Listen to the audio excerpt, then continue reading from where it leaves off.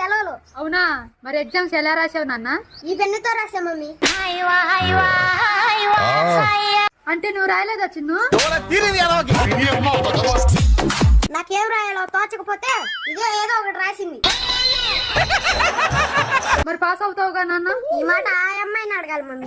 ఏ అమ్మాయి చిన్ను? నా పక్కన అమ్మాయి మమ్మీ. అదేంట్రా? ఆ అమ్మాయి పాస్ అయితే నేను కూడా పాస్ అవుతా.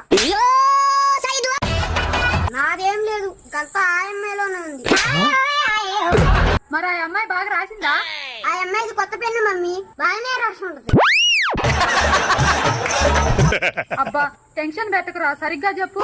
ఏమో మమ్మీ, వెళ్ళి ఆ అమ్మాయిని అడిగిరా పో. ఇదిగో ఈ స్లిప్లు కూడా ఆ అమ్మాయివే, ఇచ్చేసిరా.